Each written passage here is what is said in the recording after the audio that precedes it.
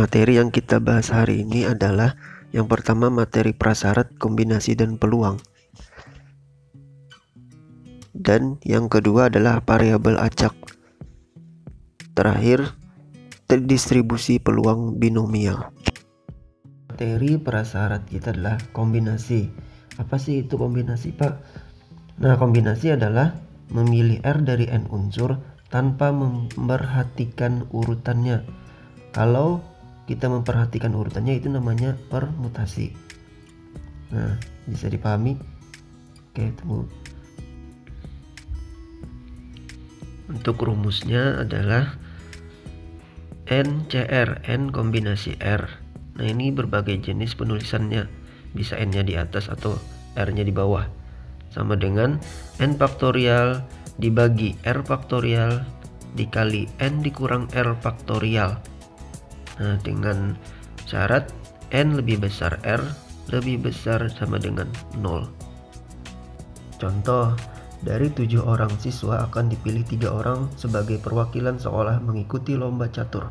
Banyak cara pemilihan adalah dari 7 kita ambil 3 orang. Jadi N-nya sama dengan 7, R-nya sama dengan 3. Maka banyak cara 7 kombinasi 3. Nah, nyatakan ke dalam rumus yaitu 7 faktorial dibagi 4 faktorial dikali 3 faktorial. Nah, gitu ya. Nah, jadi 7 kali 6 kali 5 kali 4 faktorial dibagi 4 faktorial dikali 3 kali 2 kali 1. Bapak kira kalian sudah bisa, ya kan? Sebenarnya materi ini di kelas 11 matematika wajib sudah dipelajari sebelumnya, ya kan? Nah, lalu kita operasikan dengan mencoret 4 faktorialnya dan 6-nya. Nah, sama dengan 7. Maka banyak cara adalah 7. Nah, kira-kira seperti itu. Lalu bicara soal peluang. Nah, apa sih peluang itu? Peluang itu adalah probabilitas atau kemungkinan. Dimana rumus peluang itu adalah PA sama dengan NA per NS. Mungkin dari kalian ada yang bertanya, Pak, materi peluang tidak ada di SMA. Nah, materi peluang adanya di waktu kalian waktu SMP kelas 9. Oke. Kalau lupa gimana, Pak? Ya, kalian tenang aja. Bapak akan menjelaskan materinya di sini. Coba kita lihat keterangannya. NA sama dengan kejadian yang diinginkan dalam soal. Nah, ini untuk syaratnya. Dan NS adalah banyaknya anggota dari ruang sampel. Contoh, kita punya sebuah kotak, di dalamnya isinya ada 4 bola merah dan 3 bola hijau. Nah, diambil 2 bola secara acak. Langsung kita ambil sekaligus ya. Berapa peluang terambil bola merah? Nah, ingat, pengennya diambil 2 bola, ya kan? Nah, kita misalkan A sama dengan kejadian terambil 2 bola merah. Maka bisa kita tulis NA sama dengan 4 kombinasi 2. Kenapa, Pak, jadi 4 kombinasi 2? Nah, tadi kan 4 bola merah diambil 2 secara acak. Nah, maka kita bisa menulis sesuai rumus kombinasi tadi dan menghasilkan hasilnya adalah 6. Untuk NS, nah di sini tidak melihat syarat. Kalian perlu perhatikan ya.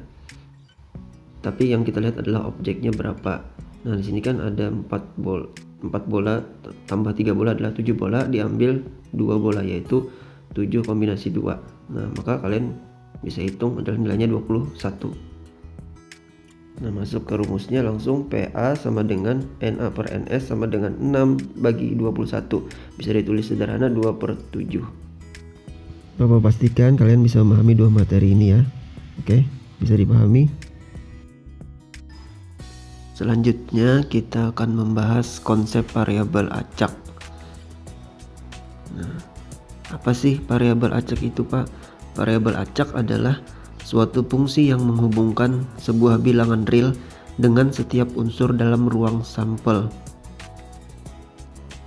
Nah, sini akan Bapak jelaskan. Susah, Pak, definisinya. Ya, jadi kita langsung aja ke kasusnya ya. Nah, contoh. Nah, di dalam sebuah kotak ada 7 bola merah dan 6 bola kuning. Nah, di sini kita diambil 2 bola sekaligus. Nah, contohnya ya kan. Nah, cara menjawabnya, variabel acak X didefinisikan banyaknya bola kuning terambil. Nah, di sini Bapak memisahkan banyaknya bola kuning terambil untuk variabel acak X-nya. Nah, di dalam kotak tadi kan ada 7 bola merah dan 6 bola kuning. Nah, ini kita list dulu. Kan tadi diambilnya 2 bola. Jadi ada bola pertama dan bola kedua. Nah, kita bisa melist dulu. Nah, mungkin bola pertama kita dapatnya kuning dan bola kedua kuning. Terus percobaan berikutnya, bola pertama kuning, bola kedua merah. Dan selanjutnya bola pertama merah dan bola kedua kuning. Nah, dan selanjutnya lagi yang terakhir, bolanya kemungkinan terjadi adalah merah dan merah. Nah, bisa dipahami. Kalian bisa melist dulu. Kemungkinan banyak bola kuning yang terambil. Nah, ini kita bisa buat lagi ruang sampel dan nilai variabel acaknya. Nah, kalau variabel acaknya banyak bola kuning terambil itu 0, tidak ada 0 artinya kuningnya tidak ada. Nah, maka ruang sampelnya itu merah kemungkinan terjadi. Nah, apabila nilai variabel acaknya 1, yang bola kuning terambil cuma 1, nah maka kemungkinannya ada kuning merah dan merah kuning. Dan terus nilai variabel acaknya 2, yang kuningnya itu nilainya 2, bola terambilnya, maka sini adalah kuning cuma 1 kan. Nah, oke. Nilai variabel acak ini Pak boleh nggak lebih dari, misalkan di sini kan ada 2, 0, 1, 2, boleh nggak 3? Ya nggak boleh, karena kita di soal tadi kan 2 yang terambil, maka maksimal nilai variabel acaknya adalah 2. Nah, bisa kan? Oke, maka bisa dinyatakan X menyatakan variabel acaknya X besar. Tolong diperhatikan, X besar menyatakan variabel acaknya. Nah, apakah itu? X sama dengan himpunannya adalah 0. Himpunannya adalah 0.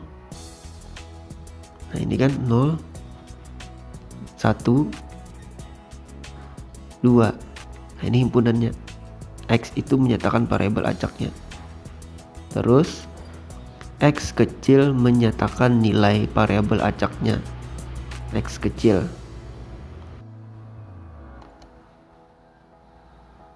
X menyatakan nilai variabel acaknya. Nah, itu kita bisa menulis. Nah, X-nya 0, X-nya 1, dan X-nya 2.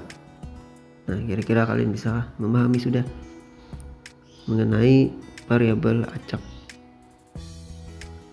Nah, lalu kita langsung masuk variabel acak itu ada 2 jenis. Nah, yang pertama adalah variabel acak diskrit. Nah, ini bisa dilihat variabel acak diskrit itu berisi kemungkinan yang dapat dihitung. Ya, contohnya adalah misalkan banyaknya bilangan prima yang kurang dari 5.000. Nah, ya kan, bilangan prima kan mulai dari 2, 3, 5, 7, 11 dan seterusnya sampai 5.000. Itu kan bisa dihitung berapa banyak bilangannya. Nah, oke, paham. Nah, untuk contoh kedua, banyaknya telur busuk saat membeli 5 ton telur. Nah, kita bisa menuliskan menghitung dari 5 ton ini, telur ini bisa kita lihat berapa telur busuknya, ya kan? Nah, ini contoh untuk variabel acak diskrit. Nah, yang kedua, variabel acak kontinu. Nah, ini berisi kemungkinan yang dapat tidak dihitung. Maksudnya itu kita ini sebenarnya mungkin bisa menghitung, cuman tak terbatas lah hitungannya. Nah, contohnya banyaknya bilangan real yang kurang dari 50. Bilangan real, ini kalimatnya bilangan real. Artinya bilangan real ini mencakup semua bilangan, ya kan? Bilangan real mencakup semua bilangan. Jadi kita banyak kan, misalkan bilangan real dari negatif, ya kan? Dari positif bisa 0, berapa, akar berapa, ya kan? Nah, terus banyaknya bilangan desimal pada selang 0 sampai 1. Nah, ini juga variabel acak kontinu, tidak terbatas hitungannya. Dari 0 sampai 1 itu kan berapa bilangannya, bilangan desimalnya bisa 0,1, 0,01, 0,0001, 0,00 dan berikutnya sampai 1, bisa nggak dihitung. Nah, oke. Nah, inilah konsep variabel acak yang kalian pahami ya.